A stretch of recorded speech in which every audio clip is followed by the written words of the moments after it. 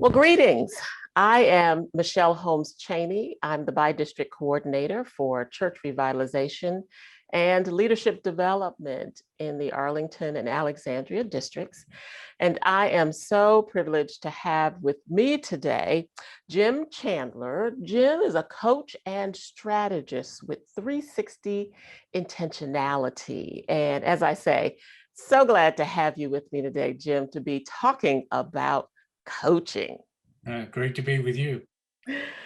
So let's just jump right in.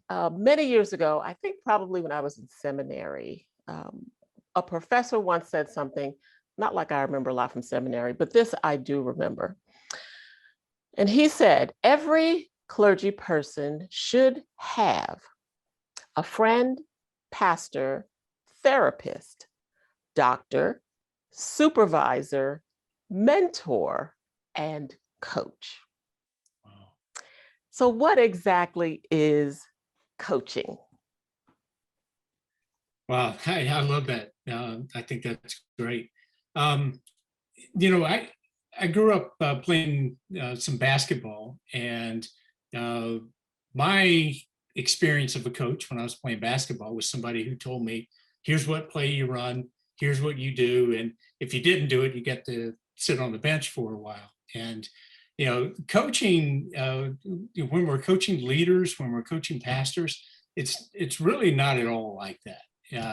It's not telling somebody what they should do. It's really helping someone clarify what they're called to do and what goals they have, and then helping them achieve it. And when I think about coaching and the roles that a coach plays and working with pastors and church leaders, I think of three. There's bringing clarity to what the goals actually are.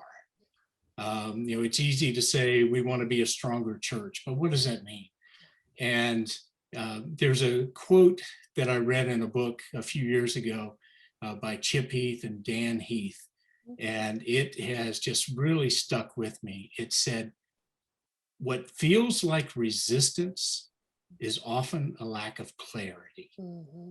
And I think for leaders, that should just echo in our head, because a lot of times we get frustrated. Why are people not on board with what we're trying to do? And maybe we need to bring greater clarity to what it is that we're trying to achieve. So a coach helps bring clarity around that. The second thing is developing action plans, specific next steps. All right, here's the big goal. We're clear on this, but what are we going to do on Tuesday to help us, move toward that? And a coach can help bring clarity and specificity around action plans. And then the third thing is what I refer to as positive accountability. A coach isn't trying to get you to do something you don't want to do. A coach is trying to help you do what you feel called to do. But there are all these other voices and all these other demands. And, somebody said Sunday comes around with alarming regularity. And so how these things that are most important, how do we keep them on the agenda? Yeah. And when we're working with a coach, and I'm going to meet with my coach on Thursday, I know we're going to talk about those things. And so there's that positive accountability that helps make progress toward the goals. That is very helpful to hear, because I think you and I agree that the field of coaching is huge. Yeah. In terms of the types of coaching, the styles of coaching, the focus or the purpose of coaching.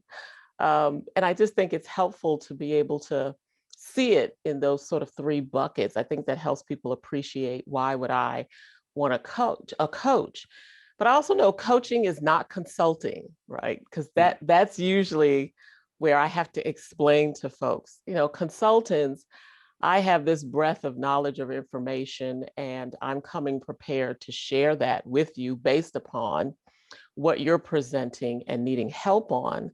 But coaches really don't come with much of anything. It really is driven by the individual who is needing to be coached. We don't have, well, I'm going to say these 6 things today, right? It really is, where is the coachee leading the conversation, and how can I be helpful in moving that? Again, thinking about those 3 buckets. So I like that idea of seeing coaching in this broad perspective, but also having the space to be clear about what kind of coaching is really going to help you. So can you say something, Jim, about, what does coaching cost? I mean, what should people be expecting if they want to engage a coach? Yeah, and the short answer is it varies. It really does. What is the length of coaching that someone is interested in? Some of the people I work with who are working on a very short term project, we might work together for 3 months or 6 months. Most of the coaching I do is, either 12 months, 18, 24 months. As I've talked to other, coaches around the country, what it costs really varies based upon how often, intensive of a coaching relationship do you need? How often are you going to be meeting with them? So it really varies. What I tell people is, find someone who has that body of experience that you're looking for, and then have a conversation about what really is going to be best. But it's not like going into the store and this one is $2.99 and this one's $5.99.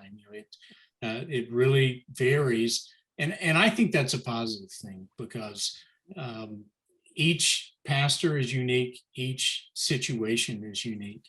And Michelle, I love what you said, also about the difference between coaching and consulting. A lot of times when I'm doing consulting, I have a presentation. Right. Right. When I'm doing coaching, I have questions. That's it. And I'm really listening and really asking a lot of questions to help really dig into what they're trying to do versus what I'm trying to teach somebody. Exactly. Yeah, yeah. And I think that is very helpful for people to hear, because that's one of those areas that oftentimes when I'm talking with people about coaching, they're expecting me to bring the answers and get really frustrated because I don't have any, right? Yeah. So, the first couple of sessions are a little rocky because they have to get over that sense of frustration about, no, I'm not just going to tell you do this or that, or this is how you should do it, or this is the direction. I'm just going to keep asking questions, because until you get to that, it's just not going to happen. Right. Yeah. And they have the answers, and it's helping them. Yes. Oh, that's what I love about coaching. Absolutely love about coaching. Well, some of you watching this video might wonder, how can I get a coach? What do I need to do? Our first thought is start with your local church, your SPRC chair. There should be funding somewhere, let us hope, that allows you to do leadership development. Coaching is leadership development. Beyond that, talk to your district superintendent. They may be able to help you to find funding either at the district level or at the conference level. I understand that in some instances, MEF funds can be used for coaching. So what I want you to hear is there are a lot of opportunities out there to be able to support a coaching opportunity. Don't be surprised if there is the expectation that you be willing to contribute a portion. I think that just helps in terms of accountability and staying focused and working through your coaching arrangement.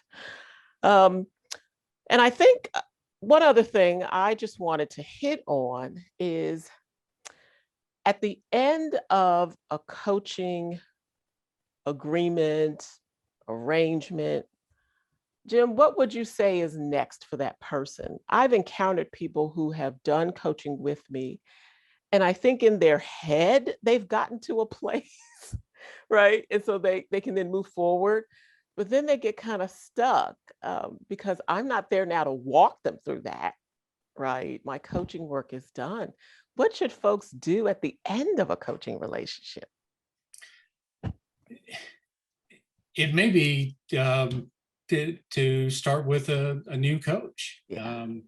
And I have been blessed. And one of the reasons why I got into coaching myself was how much I have personally benefited from having coaches in my life. And I look back on the people who have been my coaches, and each one played a role, for a specific season. But to go back with what you started with all of those things that a pastor needs, and I think about those as legs on a table, and when we don't have one of those, things can get out of balance. And so I think for different seasons and different things that we're working through, having a coach walk with us through that is just really, really key. And I'm a coach, but I have a coach. So Yeah. Yeah. Oh, that is the perfect answer, Jim. I knew that's exactly what you were going to say. And that's what I want people to hear. It's not a in the moment. Even as we go through stages in our own lives or in our own ministry, there is never a season when a coach cannot be helpful to yeah, us. And that's what I really hope the folks that watch this video hear, that it is not just a now. It's, for me, it's an always, because you're right. It's in that list of things that every clergy person should have: a good coach. Well, Jim, thank you. Thank you, thank you, thank you. This has been awesome. I'm glad we had a chance to do this. thank you, Michelle. I appreciate so much all that you Sure, do. sure. And thank you all for joining us. Take care.